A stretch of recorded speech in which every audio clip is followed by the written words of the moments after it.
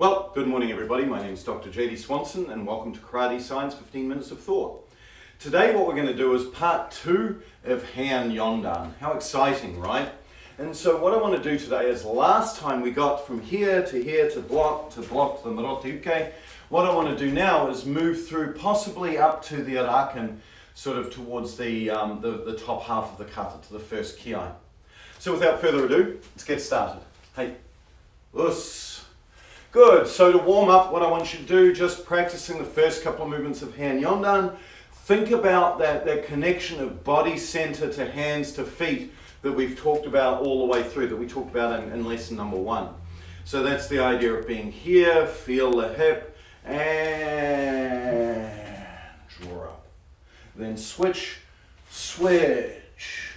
then quick, leaving the hands where they are, down, 1, then blocking to here. Make sure checking each stance, kokuts, zenkuts, kokuts, as you go through. So with that, give those pieces a go, practice them slow, fast, just make sure they're ingrained into your head. Give it a go. Press pause. Excellent. Okay, so now we're through that. Let's move on to the next 2 movements. So from here, what you want to do, you're in Kokutsudachi and Marote-uke. First thing, these hands simply remain where they are in space. As I step up, they simply step. There's no fancy schmancy sort of, as it goes. Just leave them right here. Bring them up into Koshikame and loading up for your Kogeri Kyage. So that nice, simple feeling. 1. Now from here, throwing out your Kogeri Kyage Arakan, but leave the Arakan out. There's multiple ways that you can throw that Arakan, but a very simple piece that comes to mind is something that Sensei Robin Riley told me.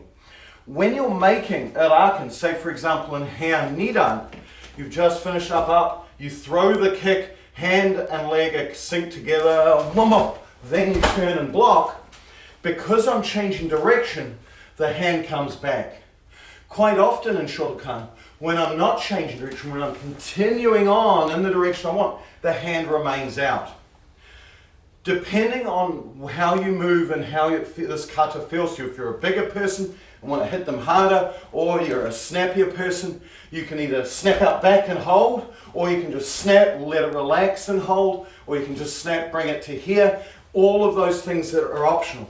The thing that's important is the principle, right? Not and holding it, just snap and hold, then bring it out, whichever floats your boat. I'll show you different variations as sort of right now. So we're here, 1, then from here I do the snap, hold, hit, right? That might be 1. A second might be here, holding, just let the energy go. I throw, connect, relax, and then I can hit. Any of those kind of work for you. So as you throw, be cognizant, the key point is that once this hits, release it. Once this hits, release it. Whether you need to snap it all the way back or hit and release, it's completely up to you. And again, within the methods and methodology and what you taught within your association. So, the next piece, after I've thrown my kick, I want to place, I don't want to just sort of step here and then rotate my hip. I want to use all of my leg power, and there's a wonderful video of Naka Sensei again illustrating this point, and I'm going to try to poorly reproduce it here. As you throw, place this foot down, keep this leg loaded, and then from here use the drive of this leg to force the hip and the elbow all the way round into the target. Don't just place. See, I've got nothing left. There's no gas in the tank. So allow here, place, like you're sneaky, like a ninja. We'll add ninja music. Now, right? Place, hit, hold. Here, then, drive and think. Elbow, in my mind, I'm not even moving this hand to make that hit in. And that allows that full drive round in the hip. Okay, so allow that placement and then bang. So what I would like you to do is very slowly think 1, 2, 3, whichever way you float, 4, 5. So what I would like to do is practice that movement pattern. Give that a go, and we'll talk about some finer details in just a second. Press pause, practice that piece. 2, 3, place and push. Give it a go. Excellent. So a little bit on the MP. MP should not be here, should be here. You're hitting with the point of your elbow, right? Not with your forearm. So have the feeling here. Also hand not this way, right? Make sure it's turned so that the radius, the ulnar twist, it's identical. Yeah? Same. And then this arm here, pushed out like I'm doing a punch. That feeling. When I was a little boy, they always used to tell us, even when we're here, have the feeling that this is not moving. Don't make it this action where this comes in. Rather make it this going out. That feeling. Empty across the body. Right, as I go, think of it like a punch and the elbow twist. Like a punch and the elbow twist as it moves. So, one more time. We're here. Think low. Expand, push, place, push. Give that a go. Excellent. Okay, so now you've practiced that twice. Now we've got to do the other side. Here leads in something really sort of interesting. There's multiple ways to do this as you build up your karate body sort of physicality, or your body mean. The first thing is there's a difference between the way that Kanazawa Sensei does this, or his organization does this, at least the way I was trained, and the way that the JK or ISKF does it. And that's in this foot shift. So within the ISKF and JKA, there's a definite foot shift here, whereas in the Kanazawa Sensei's, there isn't. You just come up the same as Kankudai. Right? There's a reason for that, and there's an actual modification in the kata later on, which I'll come to when we get to it. But anyway, there's in Kanazawa's group, thinking here, just full expansion in. This foot shift for JK and ISKF people is really stinking interesting. So when you're working with somebody and when you're working with it, you can use it to develop your technique. And so for a start, as you're coming up here, you want that nice sort of compression. There's multiple ways that you can develop that. So one of them is what you don't want is you don't want to make this foot shift empty. You want to give it purpose because it's about starting to shift your weight in a particular fashion. So when you're training, when you're lower level, when you're green belt, purple belt, what a lot of people will do is they just simply shift the foot, then turn. That foot shift doesn't add anything to the movement that you're doing. You want it to. So what I often encourage people to do is rather than just sort of this, what I often did, and this is not written in the kata, this is something from me as a training aid, a technique that's inserted to help you develop the motion that you want, because I'll show you where this goes in a second. But what this would do is you would make from here, gyaku hamai, and then lift. So what I'm doing here is I'm already in full shomen. As I pull in, I squeeze.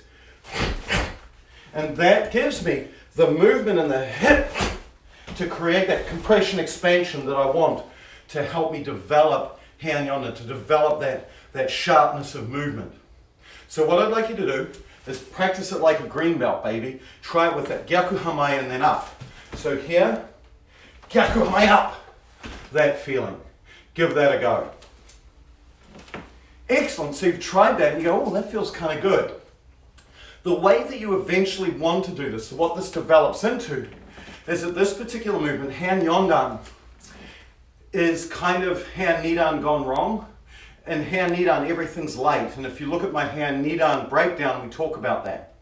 In Heian Yondan, everybody's a little bit further away. You're better, you're a green belt now, right?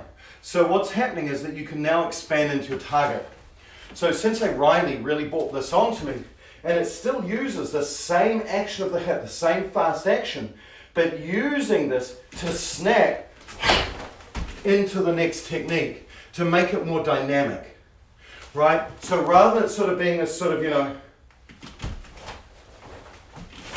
kind of feeling, it now, if I do it the second way, the way that you've just done, it now becomes pause, bang, and hit.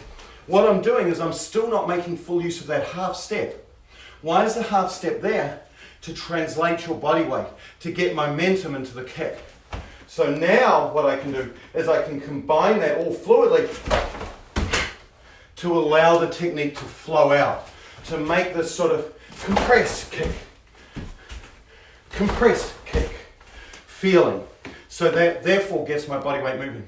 The only way I can do that is by practicing it both understanding there's a half step, understanding the hip dynamic, and then using that hip dynamic to make the motion that I want. So practically in the kata, that allows me to reach my opponent, but developmentally in terms of karate, remember the hands help prepare you for the kata that are coming. And in this particular case, sword-chin. You've just finished the double punch, you now go round the corner into that kick. It's the same stinking dynamic. So if you can do Heian Yondan well, you can start to do sword-chin well. Okay, so that's really important to develop these kinds of dynamics in these earlier, more baby kata, to develop the dynamics that'll tear you apart if you do them wrong in the more advanced. Okay, so with that, try the more dynamic piece here of squeeze, push as you go. Again, same piece. You can practice it depending on your level, completely broken down. 1, 2, 3, 4, 5, 6, 7, 8, 9. Right? So you can practice it slowly and concisely that way. You can then add more dynamic to it. Right? 1, 2, or you can make it fully dynamic.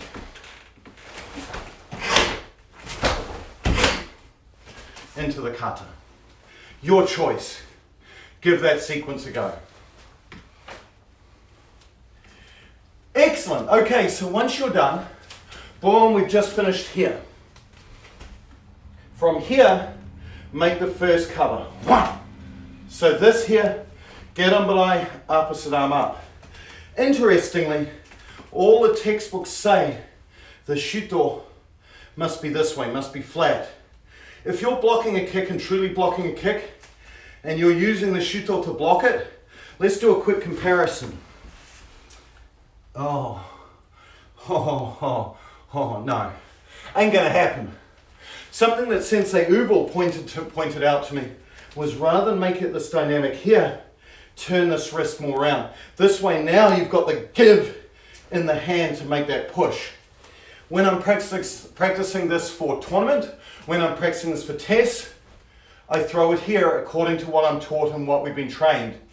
When I'm doing it for myself, I understand to use that nice sharp connecting action, but then turning it further around. Does that make sense?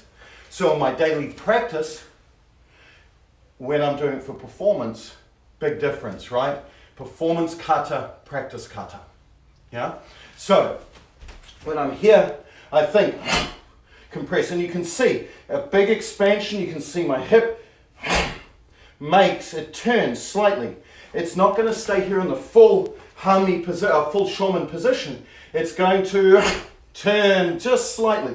Again, I'm talking here to here. And that connects my arm into the correct position, and this arm into the correct gerambarai position where it needs to be. From here, now turn round. Kind of straight, like I'm holding a dinner plate, opposite hand up.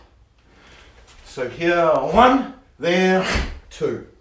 Interestingly, training with Koyama Sensei at one camp, it was here, he had us here, then he had us sort of circling, having a little bit of a circle. That was to help increase the dynamicism through the shoulder of that movement. I don't do that, I purposely don't, but I did use it to help me develop the sharpness and the path that my elbow and my hand need to hit. So if you want that development, you can simply think, pull it back a little bit at the beginning and slide, back at the beginning and slide. Reality just throws, but the dynamicism and the feeling is the same. So from here, practice the idea of 1, 2. This feeling. Here, 1, 2. That feeling. Again, use the legs. Make sure that you then push. Right, for me, I turn on the ball of my foot here to give me that narrowness of stance. Good, with that, give that a go. Excellent. So that's where we're actually going to stop. So what I would like you to do, let's practice. Now that you've given all the pieces separately a go, now let's give it a go from where we're up to. So that's the Mirotuke. Whichever way you want to practice it. I'm going to practice it the slow way because I'm lazy and I need the coordination of my body. 1, 2, 3, 4, 5, 6, 7, 8, 9, 10, 11, 12. Just like so. Now, so practice that for a little bit, then add it to the full beginning of the kata, paying attention to your body center dynamics. So here, try. Squeeze. Squeeze. Push. Push. Feel. Load. Expand. Place. Hit. Squeeze. Squeeze. Expand. Place. Hit. 1, 2. This feeling. And with that, give that a go a bunch of times. And with that, I'll see you again next time. Have an awesome day, and we'll talk again soon. Hey, us. Thank you very much.